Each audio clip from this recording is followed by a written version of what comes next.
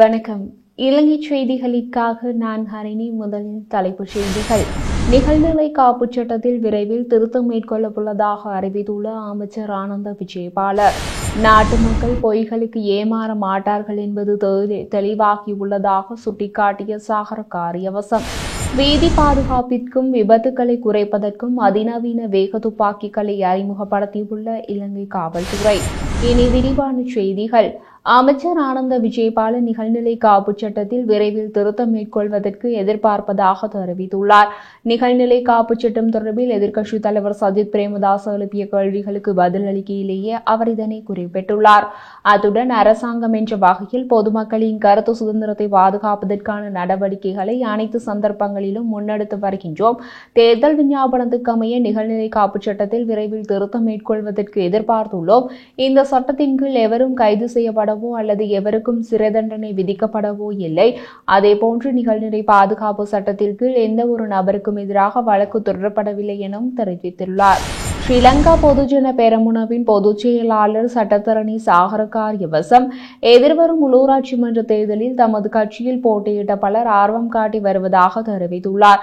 அத்துடன் நாட்டு மக்கள் பொய்களுக்கு ஏமாற மாட்டார்கள் என்பது தற்பொழுது தெளிவாகியுள்ளது என அவர் குறிப்பிட்டுள்ளார். அதனுடன் எவ்வித குற்றச்சாட்டுகளும் சம்பந்தப்படாதவர்கள் மட்டுமே இம்முறை உள்ளூராட்சி மன்ற தேர்தலில் மொட்டு கட்சியின் சார்பில் வேட்பாளராக போட்டியிட உள்ளனர் என அவர் தெரிவித்துள்ளார்.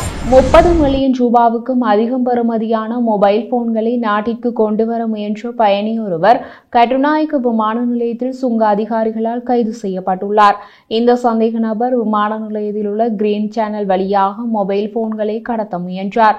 அத்துடன் துபாயிலிருந்து வந்த சந்தேக நபரின் 3 பொதிகளுள் மறைத்து வைக்கப்பட்டிருந்த பல்வேறு வகையான மொத்தம் 111 உயர் ரக மொபைல் போன்களை சுங்க அதிகாரிகள் கண்டுபிடித்தனர். இது தொடர்பான மேலதிக விசாரணைகளை விமான நிலைய சுங்க அதிகாரிகள் மேற்கொண்டு வருகின்றனர். நாடளாவிய ரீதியில் நாளை ஆரம்பிக்கப்படவிருந்த பணி புறக்கணிப்பை தற்காலிகமாக கைவிடுவதற்கு அரசாங்க மருத்துவ அதிகாரிகள் சங்கம் தீர்மானித்துள்ளது. சுகாதார அமைச்சர் டாக்டர் நலிந்த ஜெயதிசவுடன் நடத்திய கலந்துரையாடலின் பின்னரே இந்த முடிவு எடுக்கப்பட்டுள்ளது. 2025ஆம் ஆண்டுக்கான வரவு செலவு திட்டத்தின் 3ஆம் வாசிப்பு மீதான வாக்கெடுப்பு மார்ச் 21ஆம் நடைபெறும் வரை வேலைநிறுத்தம் ஒத்திவைக்கப்பட்டுள்ளதாக அரசாங்க மருத்துவ அதிகாரிகள் சங்க செயலாளர் கலாநிதி பிரபாத் சுகுதவல தெரிவித்தார். இதன்படி அரசாங்க வைத்திய அதிகாரிகளுக்கான மேலதிக கடமைகள் மற்றும் விடுமுறை கொடுப்பனவுகள், வெட்டுக்கள் தொடர்பான கவலைகள் அரசாங்கம் நிவர்த்தி செய்ய தவறினால் தொழிற்சங்க நடவடிக்கை எடுக்கப்படும் என அரசாங்க மருத்துவ அதிகாரிகள் சங்கம் முன்னதாக எச்சரித்திருந்தது. வீதி பாதுகாப்பை மேம்படுத்துவதற்கும் விபத்துக்களை குறைப்பதற்கும் இலங்கை காவல்துறை அதிநவீன வேக துப்பாக்கிகளை அறிமுகப்படுத்தியுள்ளது.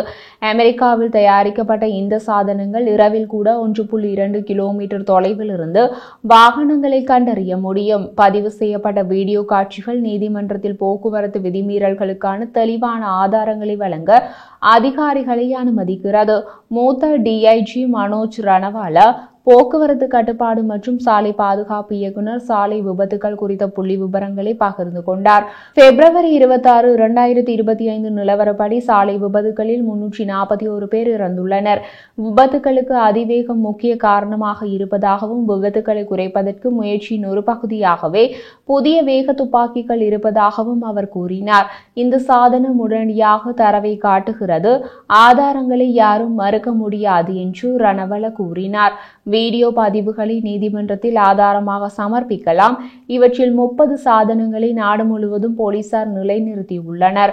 ஒவ்வொரு அலகுக்கும் 3.3 மில்லியன் ரூபாய் செலவாகும். இந்தியாவின் அதானி குழுமத்துடனான மின்சார கொள்வனவு ஒப்பந்தத்தை இலங்கை ரத்து செய்யவில்லை. ஆனால் விலை நிர்ணயம் தொடர்பில் அமைச்சரவையின் பரிசீலனைக்கு உட்படுத்தப்படும் என பொருளாதார அபிவிருத்தி பிரதி அமைச்சர் அனில் ஜெயந்த பெர்னாண்டோ தெரிவித்துள்ளார். நாடாளுமன்றத்தில் பேசிய அவர், அதானி நிறுவனத்துடனான 20 ஆண்டுகால மின்சார கொள்முதல் ஒப்பந்தம், ஒரு யூனிட் மின்சாரத்திற்கான விலை நிர்ணயம் எப்படி முடிவு செய்யப்பட்டது என்பதை மீளாய்வு செய்ய அமைச்சரவைக்கு அனுப்பியுள்ளதாக தெரிவித்தார்.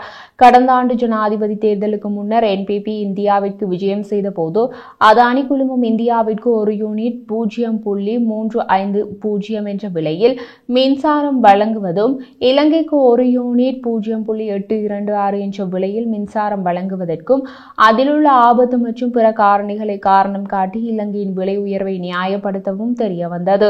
ஆபத்தை காரணம் காட்டி ஒரு யூனிட்டுக்கு $0.5 கூடுதலாக மின்சாரம் மின்சாரத்தை வழங்குவதன் மூலம் மின்துறை மற்றொரு நெருக்கடியை காண நாங்கள் விரும்பவில்லை என்று அவர் கூறினார்.